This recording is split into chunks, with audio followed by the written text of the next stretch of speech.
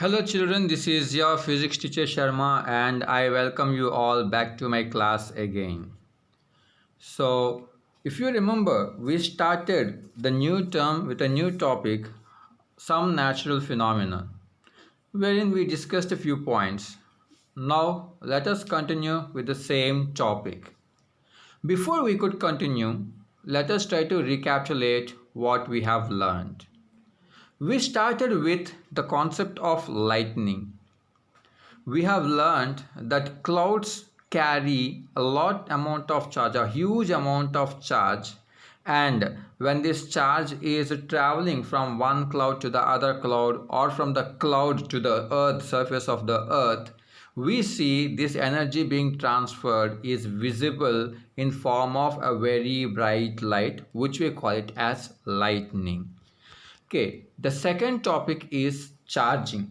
Okay, we have learned that when there are two bodies which are rubbed against each other, they exhibit some unique property. They exhibit a new property by virtue of which they start attracting small pieces of paper, or they also show a property wherein the hair stands on its tip. Okay, so this is because of the charge that is dissipating on the surface of the body due to transfer of electrons. Okay.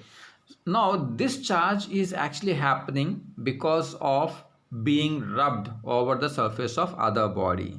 Okay. Now coming to the third part, types of charges.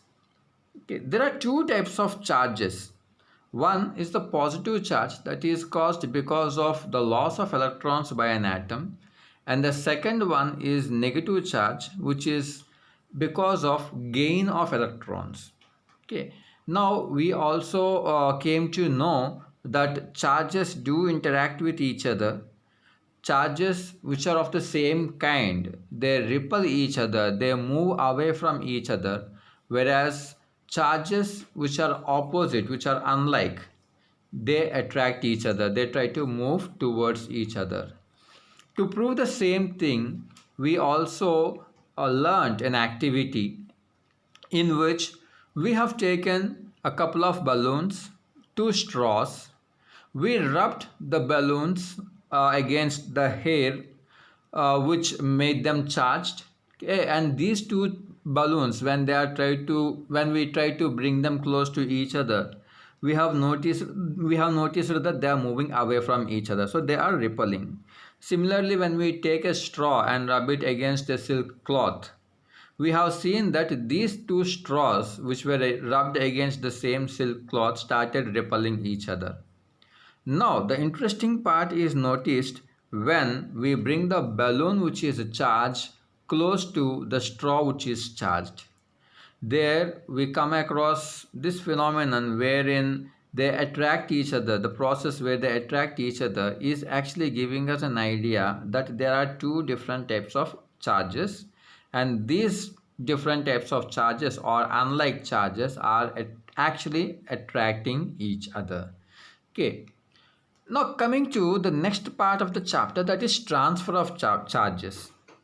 Does actually charge transfer? They move from one place to another place. As a matter of fact, yes. If you recollect, when we were discussing about lightning, we have learned that the charge is traveling from one cloud to another cloud or from the cloud to the earth. So this is the evidence that charge actually travels. Okay. Now this transfer of charge, does it happen forever continuously without stopping? No. The transfer of charge takes place only until it acquires equilibrium. Now, the term equilibrium in itself says that the quantity is equally distributed between the 2 points or amongst the bodies which are involved in the process. Okay, suppose there are 2 points A and B. If A is having 9 charged particles and B has only 1 charged particle, and these 2 points are brought in contact, then the charge will be traveling from A to B, and this process will continue until the both points A and B will have same amount of charge, that is 5 charged particles each. So at that point we say it has attained equilibrium. Now coming to the next part, which also comes under the transfer of charge, is electroscope. Usually we give the suffix scope to any term if we are able to see, identify or notice or even read, or read as in measure something. We say telescope. So telescope is something with which we are able to see a far away object. Okay, we say microscope. So it is something with which we are able to see a very small object. So like that, the word scope is used if we are able to see something or measure something. Okay, now we are using the word electroscope. So electro actually refers to charge and scope says that we are able to see. So electroscope means using this instrument we can know if the charge is present or if it is existing on the given body. Okay, now you can see that this charged body, this electroscope is actually having a glass bottle which has a wide opening, and it has a conducting rod. Okay, or let us start from the top. It is a brass disc, okay, which is passing through an insulating plunge. Okay, uh, and it also has two gold leaves suspended at the bottom.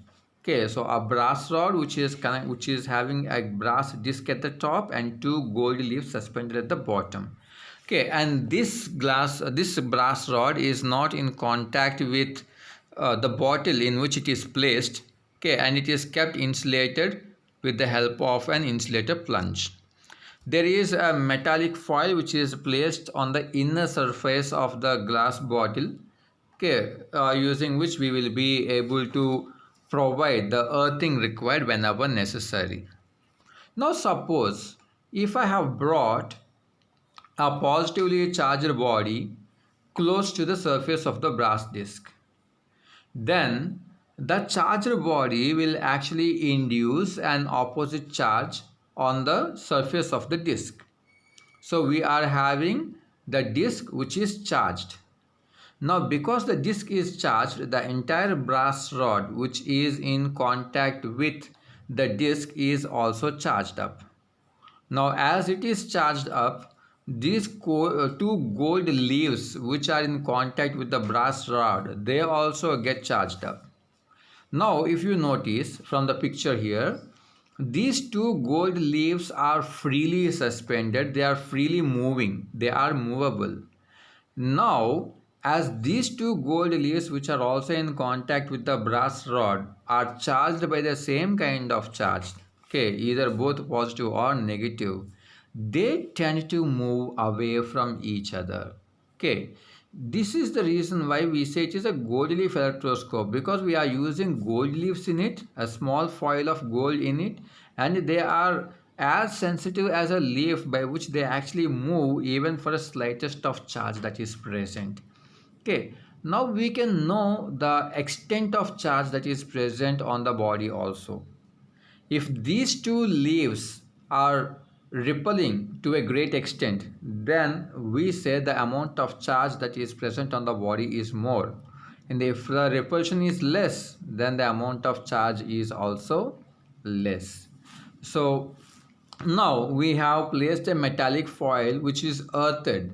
Okay, now after we tested for the presence of charge, once we earth it, earthing is nothing but just connecting that to the earth by means of a conducting wire, which allows any charge which is there inside the bottle to reach the ground. Okay, so this is about transfer of charge, and this is the class for today. In the next class, we'll be discussing more about this chapter. Until then, have a nice time. Bye bye.